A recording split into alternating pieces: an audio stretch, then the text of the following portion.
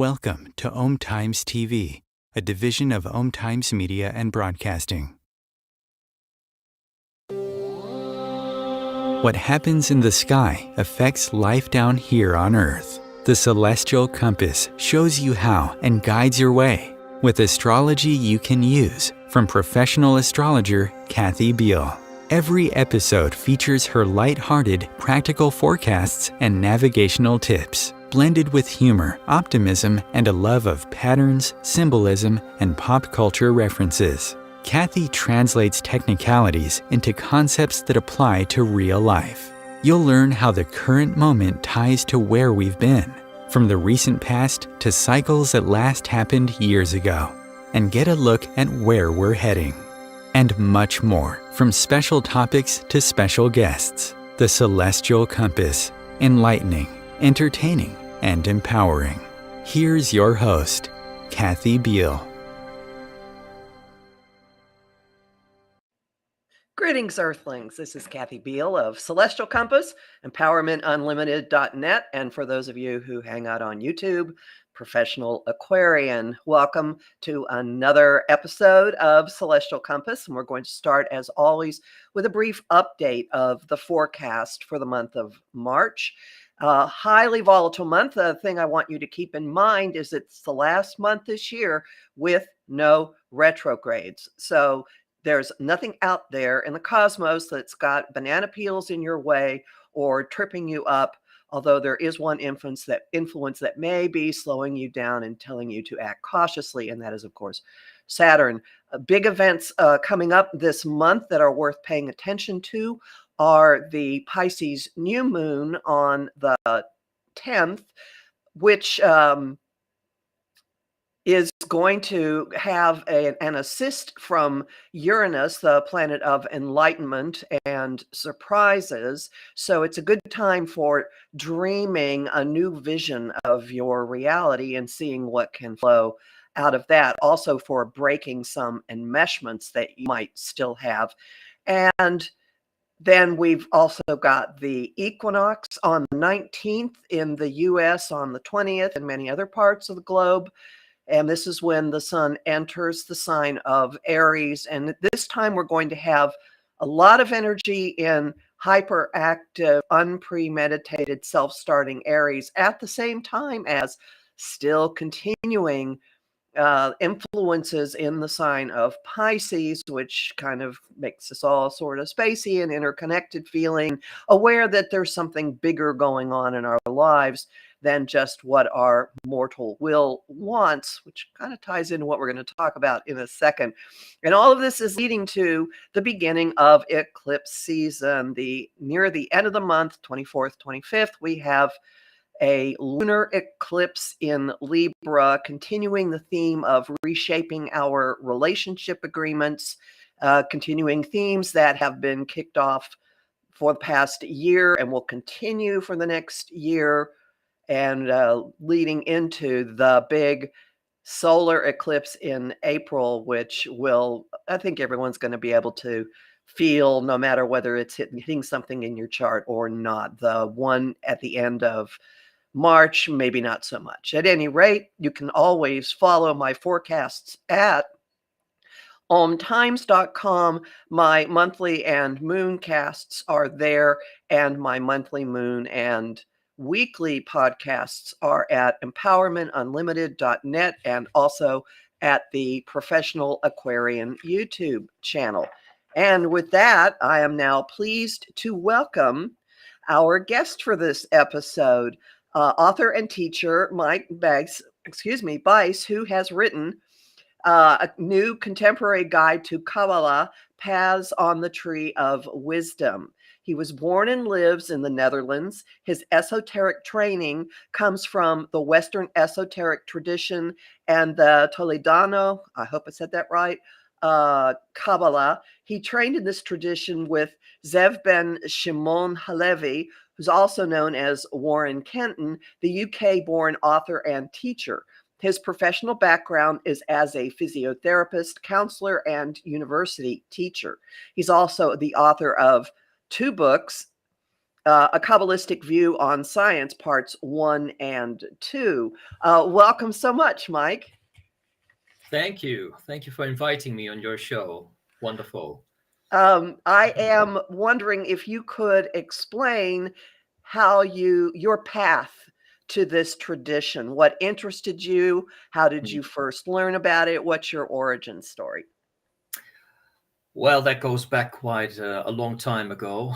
I mean, I'm 52 now, but still, it really began with childhood and being brought up as a Catholic in a quite a loose way, but nevertheless, I had an intrinsic feeling and connection with something divine, at least, and I had ideas about this. They were not always in conformity with what the church was teaching. So gradually in life, I was seeking and finding things. And the first thing that I found that I thought this is in complete connection, or even is complete the same thing as what I was thinking and experiencing as a little kid, was the Western Esoteric Tradition, and especially the Kabbalistic teachings. And how did you stumble on this? Did you meet someone or read something, or you just gravitated towards something in a bookstore? I guess that a lot of people recognize what I'm saying when you just have to find out by trial and error, and you think from one time to another, from one moment to another, oh, now I have it. But then you find out, no, the seeking goes on, the path goes on. So it was basically when I stumbled upon, and some listeners may be familiar with this, on the Golden Dawn within the Western Esoteric Tradition, this occult lodge, occult organization. And I was the most fascinated by the Kabbalah in their curriculum, which is very hermetic. And that's all fine, but I found it at the same time a bit limited in its whole metaphysical basis. So I thought I need to know more about this. So that was in the 90s, the end of the 90s. So I thought, okay, I'm going to look further, and then I found a telephone number somewhere, and that was from Halevi. And I phoned him, and I thought, this is such a huge organization. I'll probably end up with someone on the phone, like a secretary. And but it was him. And he said, well, tomorrow I'm doing a lecture in Regent's College in London. So if you want to be there. And I just flew over, I met him, and I thought, this is it, really. And not just the teaching, but for me personally, also the man was a revelation. And I can say it really was a friendship between us as well. And I had a wonderful 25 years, I think, in his company. So there are no such thing as coincidence. Definitely not. Coincidence. Yes. Now, you weren't just professionally a student at this point. There were aspects of your life going on in what people would call the real world, right? There was a parallel here. You were pursuing another career or a career. Yes, at the same time, of course, you need to make a living. So I was a physiotherapist, had my own practice, teaching in university, and all that also worked eventually in my favor, because besides the metaphysical, to know the physical world well through anatomy, physiology, biology, etc., which I was teaching in university, those things just blended together so beautifully. And that was eventually the basis of my writing those two books that I self-published about Kabbalah and science. And this whole enterprise, this whole initiative was in the light of Warren Kenton's work, because he tried to bring Kabbalah to the contemporary world of now. Although he was a Jew himself, he said, Kabbalah is universal. It's not just for a particular group. Everyone, should have access to this knowledge. and whatever background, whatever religion, and I love that idea, and I support it completely and fully. So that's why I started to write these two books as well. Yeah. And it sounds, I can identify, it resonates very much to me, creating a bridge between something very logical and scientific and worldly based and Yes. something that is not, because that is also what I do. I say I have built my life and my career on the bridge between the rational mind and intuition. So it's a Yes. very similar approach, and I think there's a grounding that comes from that. Would you? Has that been your experience, that you can go into this and still feel like your feet are here and that you're in your Oh, body? yes, very much. And from at least what I have understood from Kabbalah is that everything starts here within the body. And it is a vehicle or a vessel of a spiritual nature. It's not just an earthly body that we have inherited, not just a biological machine. So this is the point of departure, is the earth and our physical body. And it's not outside of the equation of the whole spiritual enterprise and the seeking. So I hope that answers your question. But Oh, yes, very much so. So yeah. this latest book, Paths on the Tree of Wisdom, is an outgrowth of your work in the earlier two books, right? Or it's an expansion of the concept. Basically, what inspired you to write a third book on this topic, basically? Well, honestly, Kathy, I was working on a third book that I was about to self-publish, which was again like a parallel topic, the Round Table and the Holy Grail and Kabbalah. And I was well on my way. Actually, the manuscript is there. I mean, it's still not edited, but it's there. And then all of a sudden, this is about 2.5 years ago, I was called by Watkins Books in London. And out of the blue, I was actually in the UK teaching in Hawkwood College. And they said, well, we were informed through another author and teacher. She is called Naomi Ozanik. And she recommended you to write a book. And we're looking for an author to write an introduction to the Kabbalah. So that's where it started. So for me, it came as a surprise. I wasn't looking to write this book, but it found me. And it was a wonderful cooperation to work with Watkins, to be honest. And so we came to this book, which is like an overview of different streams within the Kabbalah tradition. So the viewers who may not know about this, but like in Christianity or Islam or Buddhism, you have different streams. So it's not a book about Toledano Kabbalah per se. It's about all kinds of different streams there and how to apply it to your daily life. So different, would it be correct to say that there are different systems, different ways that you can look at the progression of the tree of life? Definitely. I mean, like in yoga, you have bhakti yoga, that's the devotional way. You have Yan yoga, the way of the head, and you have karma yoga, the way of action. It's the same within Kabbalah. So different schools have different accents there.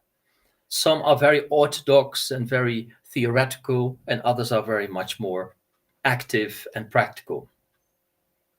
There's so many ways we could take this. I'm very curious. What initially got my attention when I heard from the publisher about this book was correspondences with, of course, astrology. Now, I'm aware of correspondences with tarot. That's something also that I teach, and you do weave those in.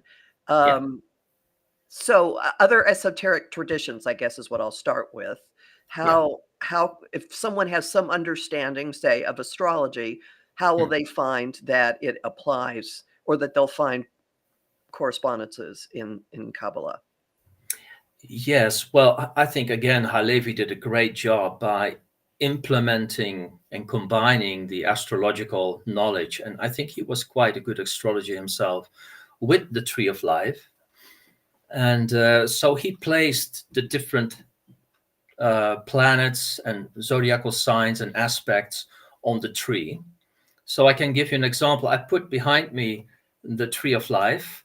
You may not be able to see it completely. I can just get out of the picture a little bit. But the tree of life has different aspects of the human being.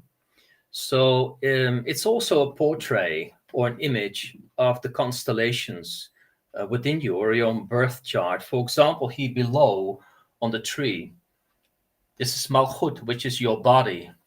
This is your ascendant. And Yasod, the foundation here, is the influence of the moon. So where your moon is, you can put your particular sigil or sign in there. The same here with Hod, which is associated with Mercury. And then opposite is Netzach here, called in Hebrew.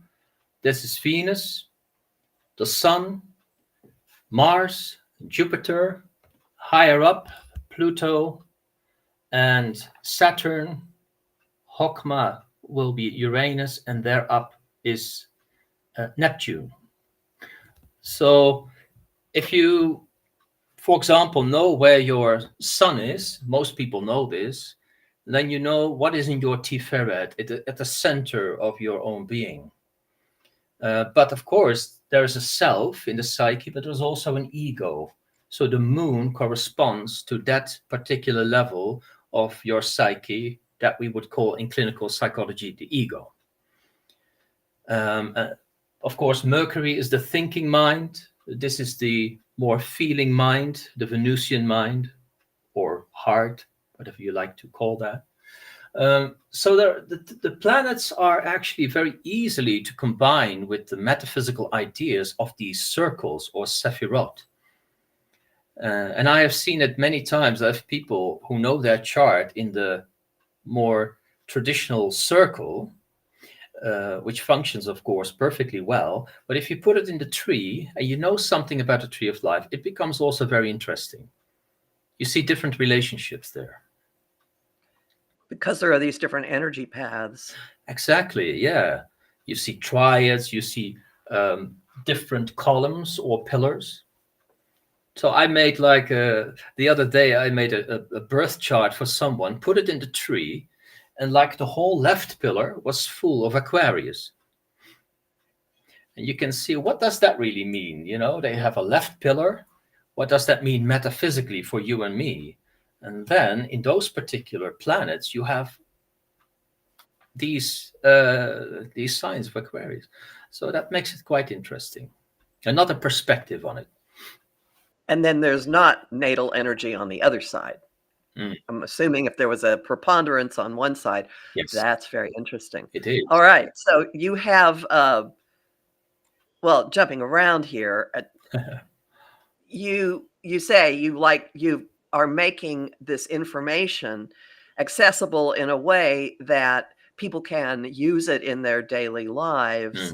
So this is one form, having a different understanding of your own personal wiring by putting your own chart into the tree. Yes. Do you have another thing, something you do specifically in the book is give a meditation for pretty much every major point you make, more than just every chapter.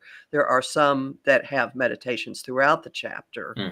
Can you elaborate on that? Yes, easily, in the sense of that I think that whatever you practice, not just Kabbalah, is, I think it's recommendable that we are not just doing our practice like inside a room on a cushion or on a chair, and then we just go about our day, but to implement and to integrate the knowledge, and that we can do exercises while we are moving through life, and be conscious of it. That's what I try to do. So, for example, that's why I put a lot of emphasis on the idea of breathing exercises, which I think were quite forgotten over the time. It was all with the emphasis on meditation. But yeah, I'll go ahead. No, because I have not run into the notion of breath work with Kabbalah before, but you're saying it's intrinsic, or it fits. Very much. I mean, in all the classical texts, like the Zohar is a book and the Bahir is a book, these things are mentioned. The Kabbalah is full of the idea of the Holy Spirit, or the Ruach HaKadosh.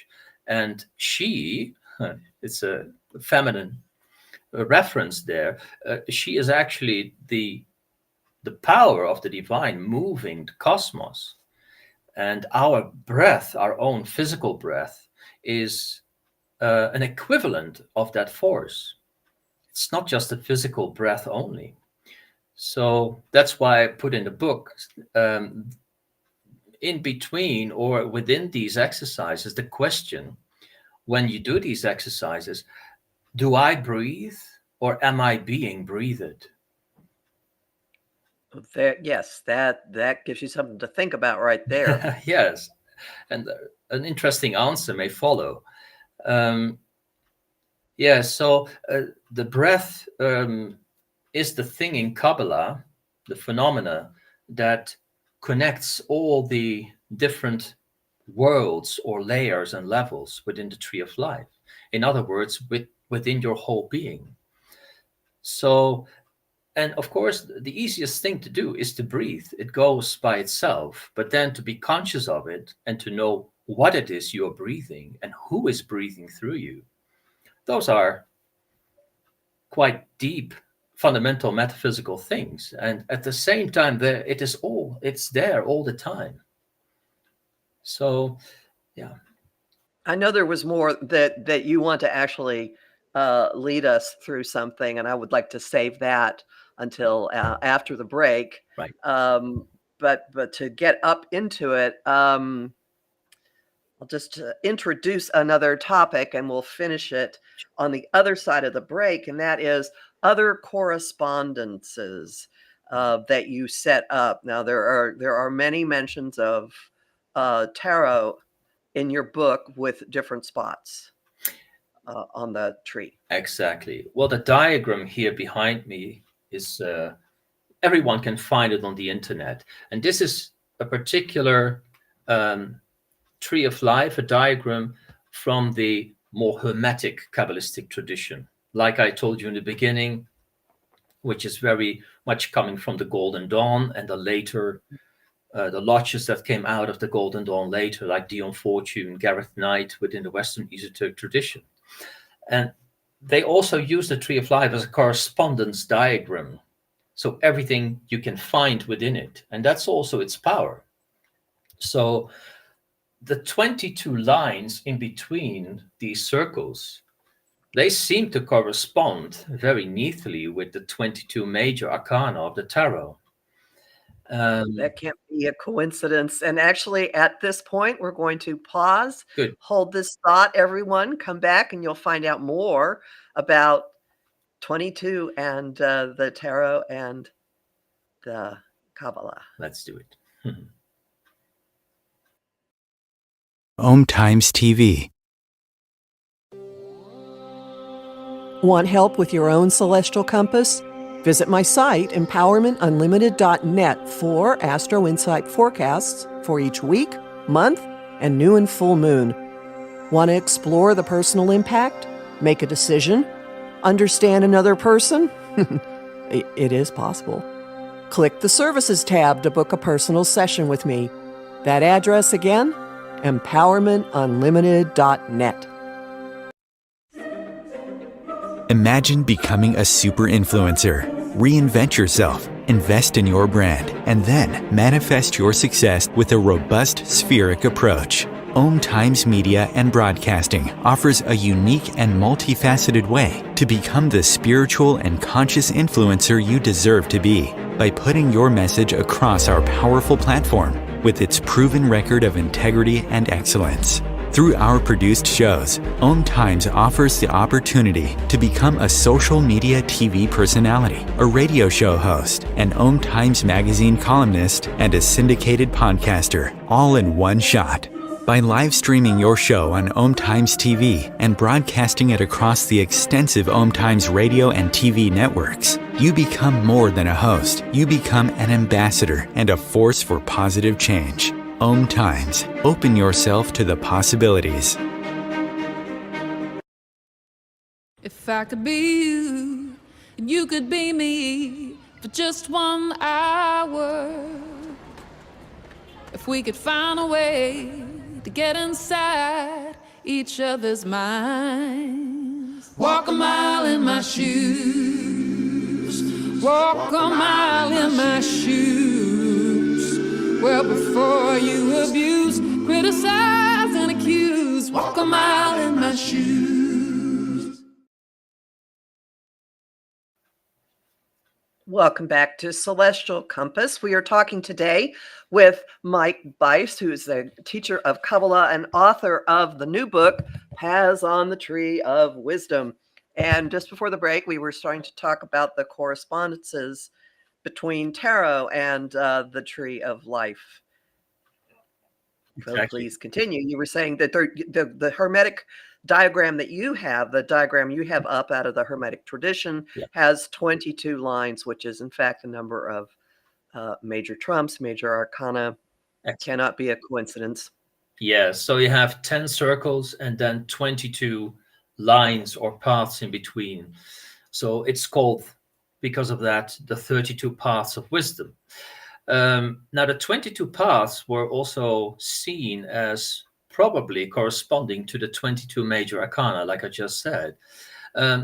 But nobody really knows where these 22 cards can be located. So what the Golden Dawn did, they, according to numbers on the path, so if you have the 10 circles, sorry, I'm just going a bit up here, then the next path, 11, is this one.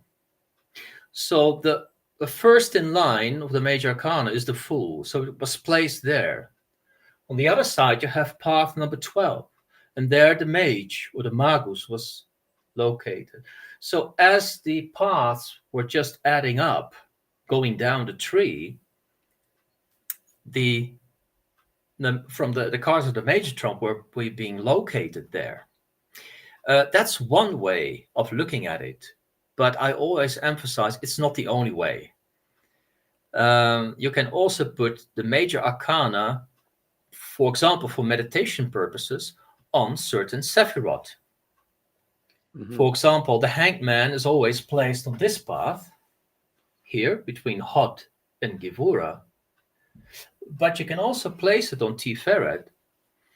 And if you know the tree and you know that card, at least some of its meaning, you can say, all right, what do I need to sacrifice voluntarily at this very moment from myself to come to a new insight, a new revelation? So there are so many different ways to use the tarot cards in respect to the Tree of Life, and not just put them on the paths as they were shown to us by the Golden Dawn system. That would be too narrow. That would be too limited to use them. Yeah. Well, and your book certainly shows like a panorama of ways of different systems that will fit very nicely and make a lot of sense. And one of them is, well, there are a number that are scientific. I was fascinated. Genetics can fit into this. So you're actually seeing the human body itself reflected in the Tree of Life. Can you talk some about that? Well, first of all, if you look at this diagram, the normal Tree of Life, it has 4 worlds within it, 4 different levels. And one of the worlds is Asya, which is the physical body. And then you have a psychological level, a world, a spiritual level, and a divine world. But eventually they are all within each other or one another. Halevi has put this in an extended version of this tree called Jacob's Ladder. which for a beginner is quite complicated. But if you persist on it and you understand it, it's an awesome thing to study and to integrate. So yes, the physical body and genetics is, for me, a vital part of our spirituality, of our metaphysical seeking. Well, as there are more and more researches going on within the field of science, I think it is very interesting to explore what's going on in regard to spirituality. If they can just support each other, or they can show what is going on in our consciousness, that's very worthwhile. I'm so sorry. I got kind of distracted there. Are there other other occurrences that jump out at you that people who are not really familiar with this tradition would be surprised to know that you like? What other surprises? What other mind expanding experiences of Kabbalah can people find in your book? I think the endless metaphysical correspondences, really, that whatever one is doing, whatever tradition in a spiritual way or religious way, but also whatever philosophy you have, this diagram, the way that I present it at least, is so universal and integrates everything, that you can put your personal life and whatever you're doing, from a professional background or a religious, spiritual path that you're walking, that anything can be placed on this tree. And it's still, for me, also astonishing. That's why I can write about science or the round table, or as an esoteric priest, I can write about deep Christian metaphysical ideas, and still use this diagram to more clearly transmit it and bring it across. Yeah. So it fits everything. It sounds like it's the entire universe in one system. As far as we can fathom the idea of what the universe is. But yes, it seems that nothing can escape this simple diagram up here. Yes, exactly. That's why they say it contains the mind of God, and this is the image of the mind of God, and we are made in that image, so we can find all that knowledge within ourselves.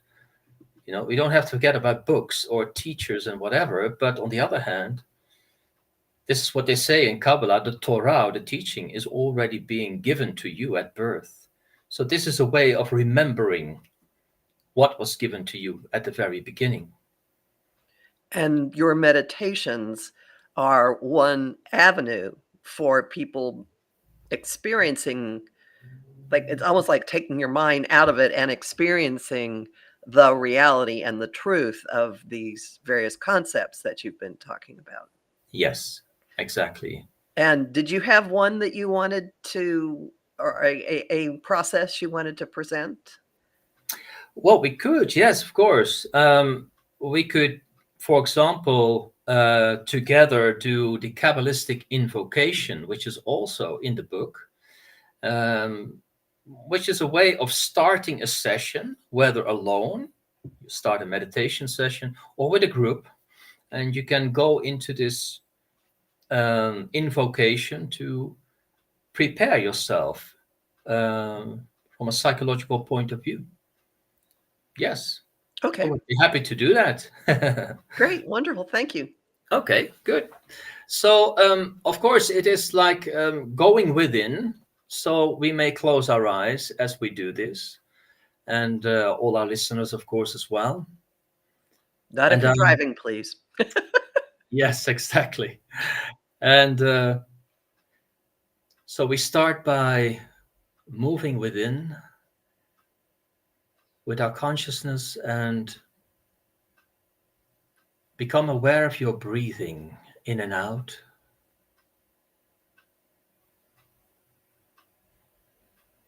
And as you follow the rhythm and the movement of your breath, you come closer to your physical body. That body which is always in the now, in between the past and the future.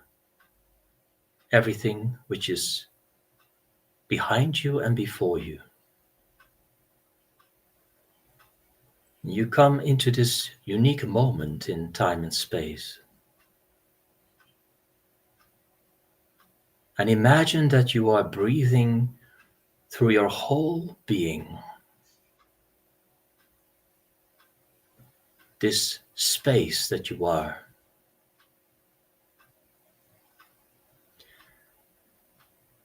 And in this space, let us gather together and let us draw together to form a vessel to catch the dew of heaven and to rise up and go into that holy place of meeting, gathering there with the companions of the light. And let the veil of heaven be drawn back. Hear this. Malkut Yasod Hod Netzach Tiferet Gevura Chesed Bina Hokma Keter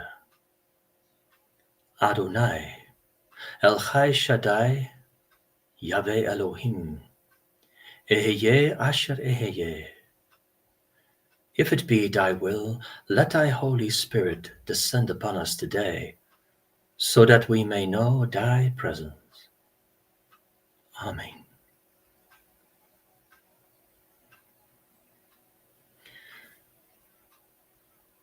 And traditionally then 1 or 2 candles are being lighted.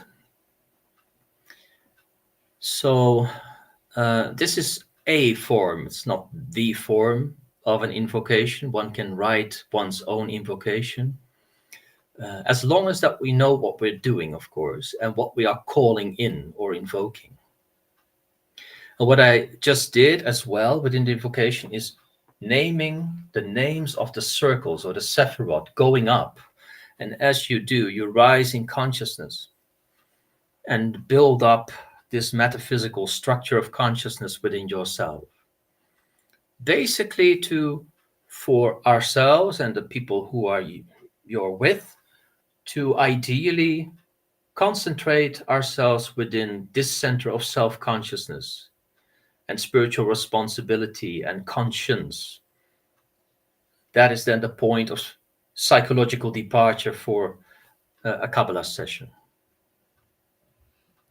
And the session might go in any direction. Would you set it in advance, set your idea of what you're going to pursue, or would you go with what seems to be speaking to you at the moment? Does it vary? Most of the time I have, like, the groups that I teach here in Holland, in this room where I am at the moment for about 12 or 13 years, I have most of the time like a theme. For example, last year it was Exodus, the book Exodus. So how do you travel from a state of slavery, Egypt, so to speak, and you go out and find your own liberation? It's a wonderful book in its own metaphor to do this. But of course, during the trip and all the sessions, which may take like half a year in these sessions, of course, there's also room for inspiration and spontaneity within the sessions. Yes, of course. That would make complete sense. All right. So so you have essentially given people a guidebook that they can use to start this journey or this approach. Or what would you want? What would you hope the reader would come away from the book with? That's a clumsy sentence structure.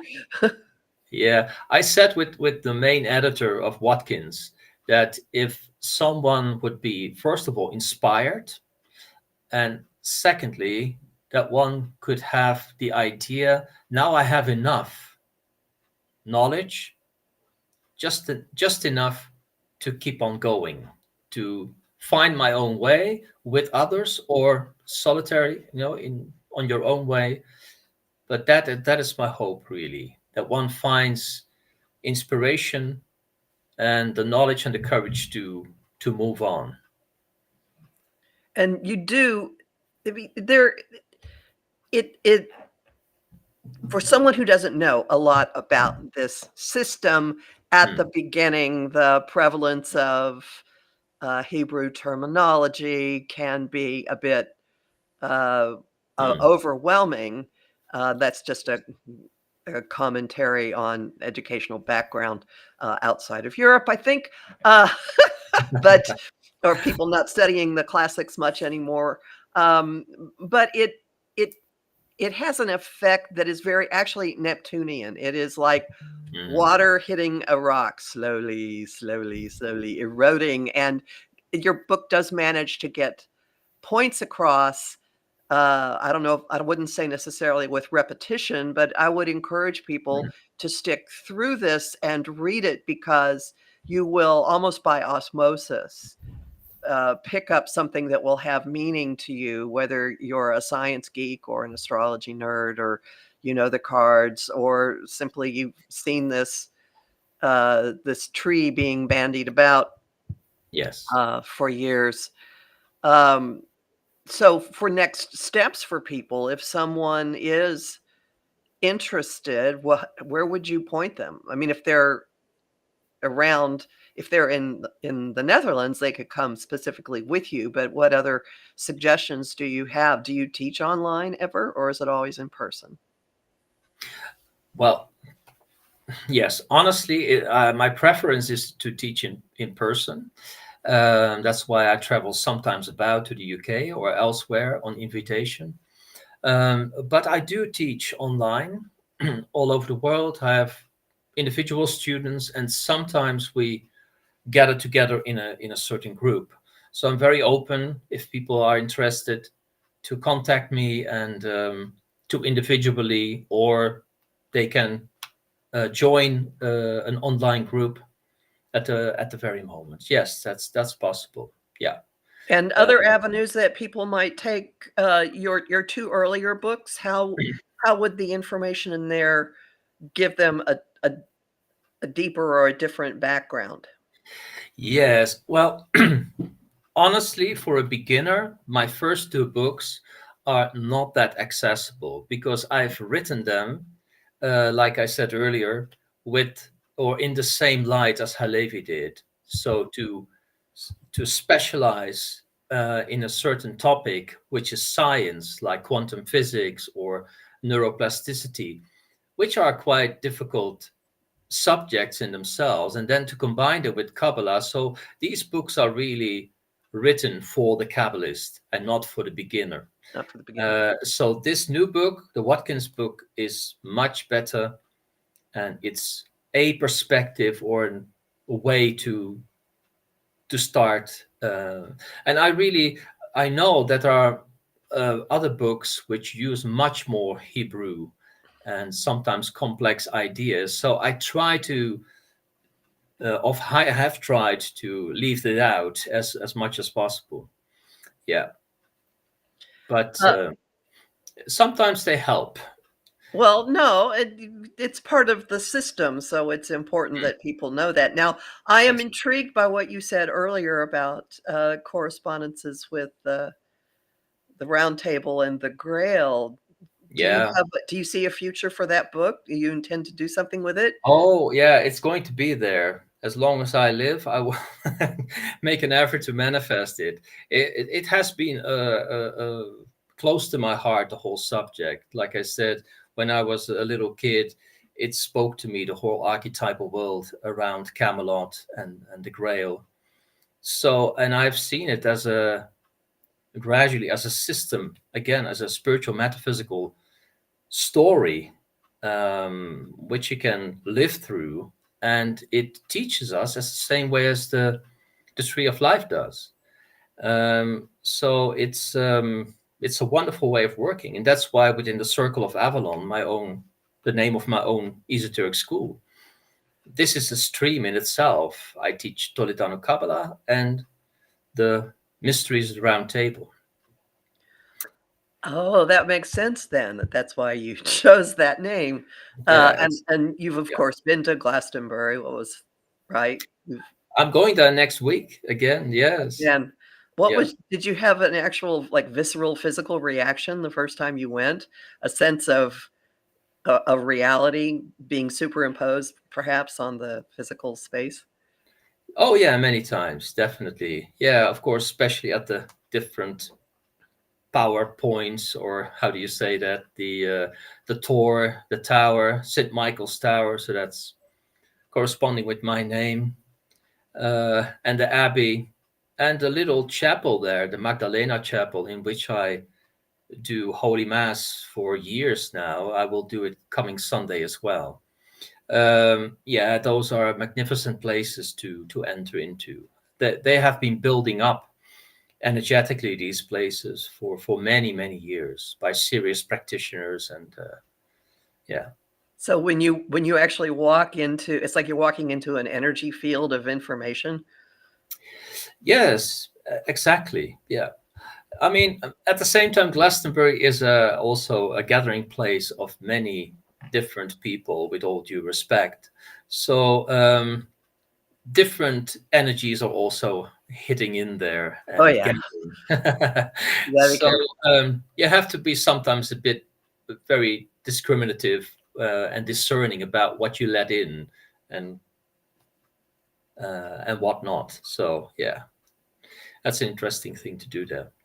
Yeah, but it's again, it's a wonderful place, and yeah, I'm running this round table for also about 8 years, and it's endless. The material you can have, the things you can do with the round table and its stories is just a beautiful thing to do.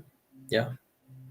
Would you say that this is your favorite avenue for continuing to explore Kabbalah? Um, in a sense, it is. I have done one seminar years ago in Hawkwood College, and it was called Kabbalah and the Round Table. And there were quite some Kabbalists, people who really knew their stuff, and they said, through the round table, my eyes opened, because I've seen the tree now in so many different ways, and it led really to another experience of the tree and of myself. And that's the beautiful thing. The round table really is a call to action. While the diagrams, sometimes Kabbalah can be a bit static.